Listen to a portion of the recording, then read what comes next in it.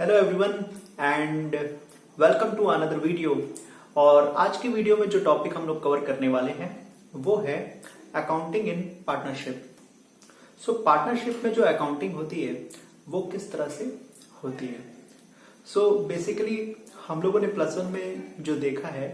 कि plus one में जो हम लोग फाइनल अकाउंट प्रिपेयर करते हैं that is prepared for sole proprietor या फिर सोल ट्रेडिंग बिजनेस के लिए जो अकाउंटिंग फॉलो की जाती है वो हम लोगों ने प्लस वन में सीखा। प्लस वन में हमने सीखा कि जब हम फाइनल अकाउंट बनाते हैं तो वहां हम बनाते हैं trading account, profit and loss account और बैलेंस शीट। सो वहां हम लोग ट्रेडिंग अकाउंट के बाद profit and loss account prepare करते हैं और प्रॉफिट एंड लॉस अकाउंट के बाद बैलेंस शीट प्रिपेयर करते हैं। सोल ट्रेडिंग और पार्टनरशिप में एक डिफरेंस है कि जो सोल ट्रेडिंग होती है उसमें क्या होता है कि सारा फायदा या सारा नुकसान सिर्फ एक ही इंसान को सहना होता है जो कि उस बिजनेस का मालिक होता है। लेकिन पार्टनरशिप में क्या होती है कि जो भी प्रॉफिट या लॉस होता है उसे पार्टनर्स के बीच में डिवाइड करना होता है। सोल ट्रेडिंग की तरह ही पार्टनरशिप में भी हम ट्रेडिंग अकाउंट प्रिपेयर करते हैं, profit and loss account prepare करते हैं और जो प्रॉफिट एंड लॉस अकाउंट से नेट प्रॉफिट निकलती है उसे हम डायरेक्टली पार्टनर्स में डिवाइड नहीं करते। सो हमें क्या करनी होती है, वो जो नेट प्रॉफिट निकलती है उसमें से कुछ एडजस्टमेंट्स करनी होती है और उन एडजस्टमेंट्स को करने के बाद जो प्रॉफिट आती है उसे पार्टनर्स आपस में डिवाइड करते हैं। सो वो जो प्रॉफिट फाइंड आउट होती है नेट प्रॉफिट में से एडजस्टमेंट्स करने के बाद उसे हम डिविजिबल प्रॉफिट कहते हैं। और ये डिविजिबल प्रॉफिट फाइंड आउट करने के लिए और ये एडजस्टमेंट्स करने के लिए एक हम नया अकाउंट ओपन करते हैं जिसे हम कहते हैं profit and loss appropriation account. So partnership में क्या होती है, पार्टनरशिप में सबसे पहले trading account, then profit and loss account और प्रॉफिट एंड लॉस अकाउंट के बाद डिविजिबल प्रॉफिट फाइंड आउट करने के लिए उसमें कुछ एडजस्टमेंट्स करनी पड़ती है, नेट प्रॉफिट में कुछ एडजस्टमेंट्स करनी पड़ती है। इन एडजस्टमेंट्स को करने के लिए हम एक नया अकाउंट ओपन करते हैं, उसे हम कहते हैं profit and loss appropriation account. So ये profit and loss appropriation account करने के लिए कौन कौन सी एडजस्टमेंट्स की जरूरत होती है ये हम लोग देखेंगे। नेट प्रॉफिट में हमें जो एडजस्टमेंट करनी है वो सबसे पहले एडजस्टमेंट होगी इंटरेस्ट ऑन कैपिटल की। सो सबसे पहले ये समझते हैं कि इंटरेस्ट ऑन कैपिटल की एडजस्टमेंट करने की क्या जरूरत होती है। जैसे मान लीजिए अगर तीन पार्टनर्स हैं, मिस्टर ए, मिस्टर बी और मिस्टर सी, और उनके बीच में जो कैपिटल का कंट्रीब्यूशन है वो डिफरेंट है। मींस मिस्टर ए ने अगर 10 लाख रुपीज इन्वेस्ट किया है और मिस्टर बी ने अगर 7,50,000 इन्वेस्ट किया है और मिस्टर सी ने अगर 5 लाख इन्वेस्ट किया है, मान लीजिए उनकी प्रॉफिट शेयरिंग रेशियो इक्वल है। एक मैं एग्जांपल देना चाहूंगा, मान लीजिए कि प्रॉफिट अगर 3 लाख रुपीज की होती है, सो मिस्टर ए को भी 1 लाख का प्रॉफिट होगा, मिस्टर बी को भी 1 लाख का प्रॉफिट होगा और मिस्टर सी को भी 1 लाख का प्रॉफिट होगा। सो यहाँ पे मिस्टर ए ने सबसे ज्यादा पैसे लगाए, 10 लाख रुपीज लगाए, बट उसे भी प्रॉफिट उतनी ही मिल रही है 1 लाख रुपीज, और मिस्टर बी को भी 1 लाख रुपीज मिल रही है। मिस्टर सी जिसने सबसे कम लगाया पैसे, है ना, लगभग हाफ लगाया उन्होंने मिस्टर ए के कंपैरिजन में, तो उनको भी अगर 1 लाख मिल रही है तो मिस्टर ए का नाराज होना सही है। ओके, सो यहां पे क्या होगा, ये पार्टनर्स के बीच में अंडरस्टैंडिंग होगी। वो लोग आपस में बात करेंगे कि भाई मुझे मेरे लगाए हुए पैसे के रिटर्न ठीक से नहीं मिल रहा है। सो ऐसे में क्या होता है, इस प्रॉब्लम्स को सॉल्व करने के लिए हम लोग क्या करते हैं, इंटरेस्ट ऑन कैपिटल का एक हम लोग यहाँ पे प्रोविजन करते हैं। सो इंटरेस्ट ऑन कैपिटल का प्रोविजन करने से क्या होता है कि पहले हम प्रॉफिट में से इंटरेस्ट ऑन कैपिटल पार्टनर्स में बांट देंगे। तो क्या होगा कि जिस पार्टनर ने ज्यादा कैपिटल लगाया होगा उसे इंटरेस्ट ज्यादा मिलेगा, जिस पार्टनर ने कम कैपिटल लगाया उसे कम इंटरेस्ट मिलेगा। सो इससे क्या हो गया कि मिस्टर ए, बी और सी के बीच में कभी भी प्रॉब्लम्स नहीं आएंगी। जो ज्यादा पैसा लगाएंगे उनको रिटर्न में उतना इंटरेस्ट एक्स्ट्रा मिल रहा है और प्रॉफिट इक्वली डिवाइड हो रही है। उसके बाद जो प्रॉफिट बचेगी इंटरेस्ट ऑन कैपिटल देने के बाद वो प्रॉफिट इक्वली डिवाइड होगी। चलिए अब हम लोग आते हैं अपने सेकेंड एडजस्टमेंट के बारे में, that is partner salary. Partner salary क्या होता है, मान लीजिए कि कोई पार्टनर बिजनेस में एज ए मैनेजर भी जॉब की तरह भी हैंडल कर रहा है, बिजनेस को हैंडल भी कर रहा है और एज ए मैनेजर वो बिजनेस को संभाल भी रहा है। तो ऐसे में क्या होगा, बाकी दो पार्टनर बिजनेस को चलाने के लिए मैनेजर की तरह काम नहीं कर रहे हैं, बट एक पार्टनर, जैसे मान लीजिए कि ए, बी और सी 3 पार्टनर है, तो ए और सी बिजनेस में उतने इन्वॉल्व नहीं होते, लेकिन बी एज अ मैनेजर भी बिजनेस को संभाल रहा है, उसके पास हो सकता है कि प्रॉपर डिग्री हो,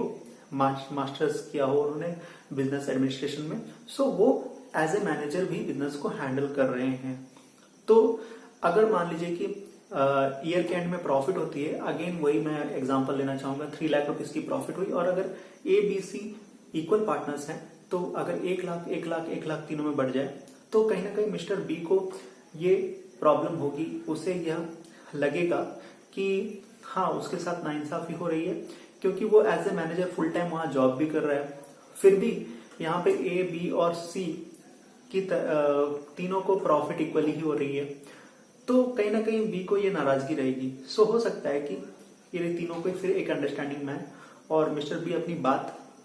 ए और सी के सामने रखे कि भाई मैं एज ए मैनेजर यहाँ पे जॉब भी कर रहा हूँ और उसके बावजूद भी अगर मैं हम तीनों इक्वली प्रॉफिट को डिवाइड करें तो ये तो सही नहीं है। सो उस केस में क्या होगा कि ये लोग आपस में म्यूचुअल अंडरस्टैंडिंग से डिसाइड कर सकते हैं कि हाँ भाई अगर कोई जॉब कर रहा है, कोई एक्स्ट्रा वर्क कर रहा है पार्टनर्स में, तो उन्हें कुछ एक्स्ट्रा रेम्यूनरेशन मिलेगी या उन्हें एक सैलरी प्रोवाइड की जाएगी। सो ये क्या होगा कि प्रॉफिट में से सबसे पहले नेट प्रॉफिट में से हम लोग क्या करेंगे, सैलरी के लिए पैसे अलग रख लेंगे और उसके बाद जो प्रॉफिट बचेगी फिर उसे पार्टनर्स आपस में इक्वली डिवाइड करेंगे। ओके, सो अब आते हैं अपने तीसरे एडजस्टमेंट में, वो है कमीशन। पार्टनर को अगर कमीशन मिल रहा है, मान लीजिए कि किसी पार्टनर ने सेल्स में मदद की हो, यानी सेल्स को इंक्रीज करने में किसी पार्टनर ने अपनी बहुत ही अहम भूमिका निभाई हो, तो वैसे केस में क्या होगा, उस पार्टनर को हम लोग को कमीशन देना होगा। जैसे मैं एक एग्जांपल लेता हूं, ए बी सी पार्टनर है, तीनों इक्वल पार्टनर हैं, लेकिन क्या होता है कि ए और बी सेल्स में उतने अच्छे नहीं है, लेकिन जो ए बी सेल्स में उतने अच्छे नहीं है, माने वो लोग सेल करने में उतने कलाकार इंसान नहीं है, तो लेकिन मिस्टर सी जो है उन्हें बहुत सारी टेक्निक पता है सामानों को बेचने की, तो वो क्या करते हैं कि अपने टेक्निक्स को यूज करके वो फर्म की सेल को बढ़ा रहे हैं, फर्म की सेल को अच्छा करते जा रहे हैं। तो मिस्टर सी भी अपनी बात कहेगा ए और बी से कि देखो मिस्टर ए और मिस्टर बी हम लोग तीनों इक्वल पार्टनर हैं और मैं अपने तरफ से इतना सेल करने की कोशिश करता हूं जिसके चलते कि हमें प्रॉफिट अच्छी होती है, तो कहीं ना कहीं मुझे एक एक्स्ट्रा बेनिफिट होनी चाहिए। तो ऐसे केस में क्या होगा कि पार्टनर्स आपस में डिसाइड कर सकते हैं कि हाँ भाई अगर किसी ने सेल पे मदद की हो तो उसको जितने उसके हिसाब से उन्होंने सेल किया उसके हिसाब से उनको एक कमीशन दी जाए और उस कमीशन देने के बाद प्रॉफिट को हम डिवाइड करें। सो ये हो गई हमारी थर्ड एडजस्टमेंट जिसे हम कहते हैं कमीशन की एडजस्टमेंट। अब हम आते हैं एक और एडजस्टमेंट में, वो है interest on drawings. So interest on drawings क्या है कि मान लीजिए कि तीनों पार्टनर्स ने पैसे इन्वेस्ट किए हैं बिजनेस में, लेकिन अगर कोई पार्टनर बिजनेस से बार बार लगातार अपने पैसे विड्रॉ करता रहता हो, है ना, और ईयर के एंड में जब प्रॉफिट डिवाइड हो तो वो अगर इक्वली डिवाइड हो तो बाकी दोनों पार्टनर हो सकते हैं कि वो नाराज हो जाए, बोलेंगे कि अरे तुमने तो साल भर में अपना बेनिफिट्स उठाते रहते हो, बार बार अपना अमाउंट तो बिजनेस से विड्रॉ करके रखते हो, लेकिन प्रॉफिट इक्वली ही डिवाइड हो जा रही है। सो ऐसा केस में क्या है कि सारे पार्टनर्स आपस में डिसाइड करेंगे कि भाई जो भी पैसे बार बार निकालेगा बिजनेस से तो उसको इंटरेस्ट देना होगा उसके हिसाब से, मंथली वाइज जो भी काउंट करके उसको इंटरेस्ट, जैसे भी हम लोग काउंट करते हैं वैसे काउंट करके उनको इंटरेस्ट भरना पड़ेगा बिजनेस को। यानी बिजनेस में जो नेट प्रॉफिट है उसमें ये इंटरेस्ट ऑन ड्रॉइंग्स भी ऐड हो जाएगी और बिजनेस की प्रॉफिट बढ़ जाएगी और उसे फिर पार्टनर्स आपस में डिवाइड कर लेंगे और ये जो भी पार्टनर बार बार विड्रॉ कर रहा है उससे चार्ज करेंगे इंटरेस्ट और इसको हम फर्म की प्रॉफिट में ऐड करेंगे और फिर पार्टनर बांटेंगे। तो ऐसे में क्या होगा कि कोई भी पार्टनर अननेसेसरी बिजनेस से पैसे विड्रॉ नहीं करेगा क्योंकि उसे एक इंटरेस्ट पे करनी पड़ेगी अगर वो विड्रॉ करता है, तो इसलिए क्या होगा बिजनेस के पैसे बिजनेस बनेंगे और बिजनेस की प्रॉफिट अच्छी भी हो सकेगी उससे।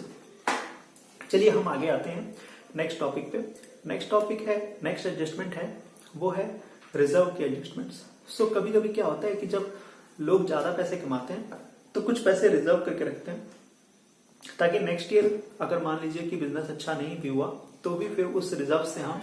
अपने बिजनेस को कंट्रोल कर पाए।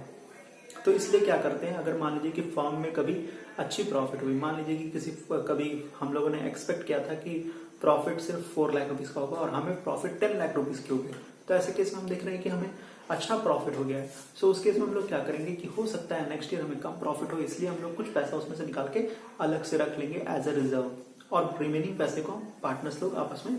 बांट सकते हैं। तो आज मैंने ये एडजस्टमेंट्स के बारे में बताया। सो ये सारी एडजस्टमेंट्स हम लोग करते हैं profit and loss appropriation account बनाने के वक्त। So profit and loss account में हम लोग profit and loss appropriation account जब हम बनाते हैं तो उसकी शुरुआत होती है प्रॉफिट एंड लॉस अकाउंट से, जो नेट प्रॉफिट ट्रांसफर होता है उससे। सो हम लोग प्रॉफिट एंड लॉस अकाउंट का एक फॉर्मेट अपने बुक में आप निकालो और उस फॉर्मेट को देखिए, और मैं बता रहा हूं उसको आप मैच कराइए। देखिए, सबसे पहले profit and loss appropriation account के क्रेडिट साइड में हम लोग लिखते हैं bye profit and loss account या फिर बाय नेट प्रॉफिट। ठीक है, बाय नेट प्रॉफिट अगर आप लिखोगे तो transfer from profit and loss account लिखना होगा, और अगर आप लिखते हो कि by profit and loss account, so आपको नीचे लिखना हो net profit transfer from profit and loss account. Okay, अब अगर प्रॉफिट हुआ था तो वो बाय में आएगा, और लॉस अगर नेट लॉस हुआ था तो उसको हम टू में शो करते हैं, टू साइड में। टू मीन्स डेबिट साइड में, to net loss transfer from profit and loss account. अब हम डेबिट के तरफ में जितने भी एडजस्टमेंट्स है उन्हें शो करेंगे, जैसे कि इंटरेस्ट ऑन कैपिटल का एडजस्टमेंट, देन सैलरी का एडजस्टमेंट, कमीशन का एडजस्टमेंट और रिजर्व का एडजस्टमेंट। और इंटरेस्ट ऑन ड्राइंग का एक एडजस्टमेंट जो है वो हम शो करेंगे क्रेडिट के तरफ में by interest on drawings. Then इसको हम जब बैलेंस करेंगे सो हमें जो प्रॉफिट मिलेगी दैट इज डिविजिबल प्रॉफिट, और उस डिविजिबल प्रॉफिट को पार्टनर्स आपस में डिवाइड करेंगे। सो चलिए एक सम अप करता हूं कि हमारी जो प्रॉफिट होती है नेट प्रॉफिट, उसमें से हम पहले इंटरेस्ट ऑन कैपिटल दे देंगे, सैलरी दे देंगे, कमीशन दे देंगे, और इंटरेस्ट ऑन ड्राइंग को चार्ज कर लेंगे पार्टनर्स से, और कुछ पैसे रिजर्व कर लेंगे। उसके बाद जो प्रॉफिट बचती है देन वो प्रॉफिट पार्टनर्स में डिवाइड होती है। तो profit and loss account prepare करने के पीछे पर्पस है डिविजिबल प्रॉफिट पता लगाना, ठीक है, और उसे पार्टनर्स में डिवाइड करना, और जो भी डिविजिबल प्रॉफिट को निकालने के लिए एडजस्टमेंट्स करने पड़ते हैं नेसेसरी, उन एडजस्टमेंट को करने के लिए हम लोग profit and loss appropriation account prepare करते हैं। सो आज की वीडियो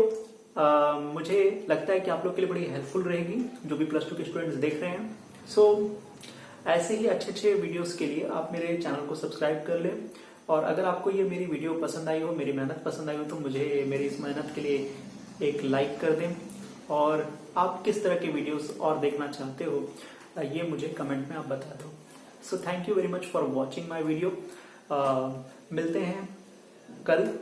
एक नए वीडियो के साथ में।